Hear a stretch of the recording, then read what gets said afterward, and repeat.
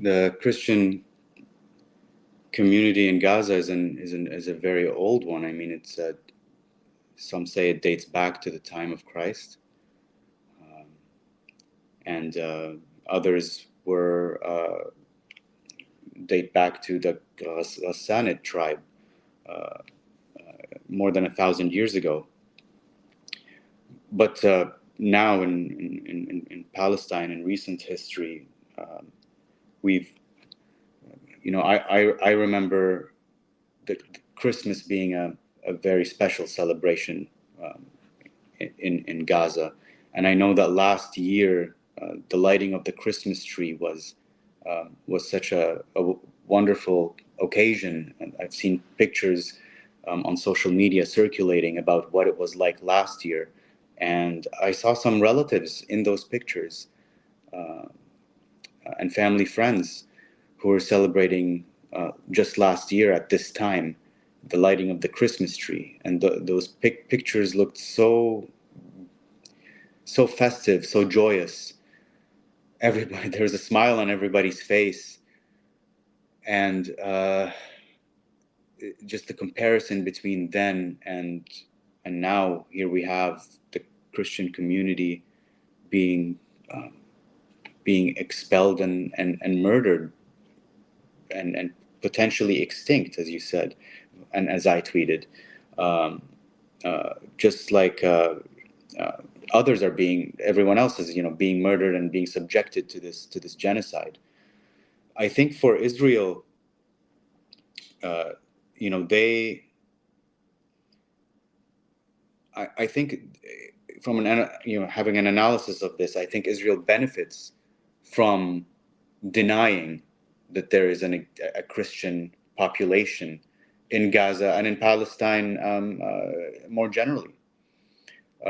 Historically, Israel preferred to not uh, utter the word Palestinian Christian, or to mention that they're Palestinian Christians. They don't want the people in North America and Europe to know about the existence of Palestinian Christians, because there's the fear that the people's Christian people in North America and Europe will support the Palestinian cause more if they found out that there are Palestinian Christians like them who are being subjected to oppression and Israeli injustice. And the reason why I've been also coming out so strongly against these attacks on my family is because we also lost my great aunt in on November 12th. Her name was Ilham Farah. She's my mother's aunt, and she couldn't stand being sheltered at the church anymore. So she found a ride to take her back to her house. And she's the type that doesn't listen to anyone. Other relatives tried to tell her that she should stay in the church for her own safety, but she was quite an independent woman. She used to travel all the time without even telling anyone. And whenever it was possible to travel outside of Gaza, and she would get a permit and go out there on an adventure. So she was quite known for that and quite popular in Gaza. Yes, that's her picture. Thank you. She was quite a character. And when she was killed, there was an outpouring of support, and she turned out to be more popular than my immediate family and I even knew here in Canada. But she when she reached her in front of her house, she got out of. Before that, the car that drove her back, the driver refused to keep driving beyond a certain point. He thought, it's too dangerous. I'm not going past this point. You're on your own from here. And she got out of the car, and I imagine her, saying, "To hell with you. I'm gonna just keep going on foot if I have to." She's that kind of woman. So she started walking towards her house, and an Israeli sniper shot her in the leg, below the knee. So she fell, and she called my relatives back at the church with her cell phone, and uh, they told her they're gonna do whatever they can to send the Red Cross over and pick her up. they had to get permission from the Israeli army for the Red Cross to be able to go and get to her. So she was lying on the road in the middle of the neighborhood, and others could see her there. My relatives called the neighbors in the vicinity. The neighbors said that they can see her, but no one can go out and get her because of all the snipers in the area. And there were tanks in the area as well. My great aunt herself was telling my relatives over the phone that there are tanks. I see tanks and I see snipers all over the place, taking position.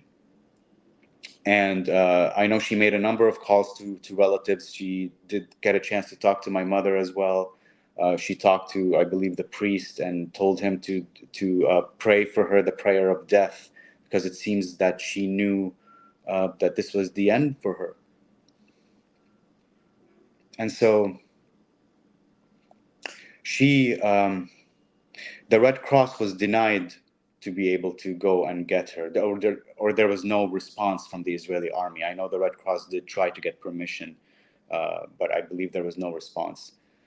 And the next morning, I get a call from my mother, and she said that Auntie Ilham passed away, and the Red Cross was prevented. The ambulances were prevented from picking her up and giving her help. I mean, she was shot beneath the knee, which means that there was a possibility that she could have been saved, potentially.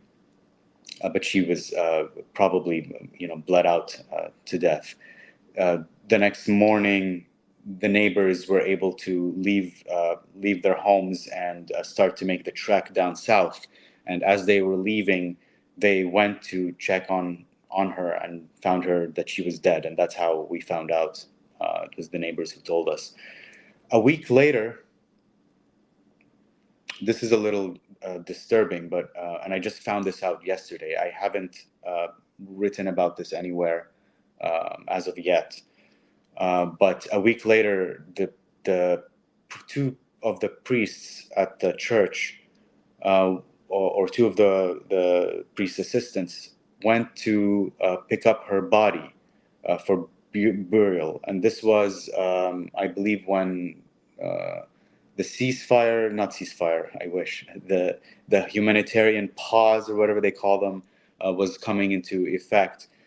They went to pick up her body, and they found that they only found parts of her body because it was run over by a tank. We don't know if that tank ran her over while she was alive or after she died. We don't know, and I don't think we'll ever know.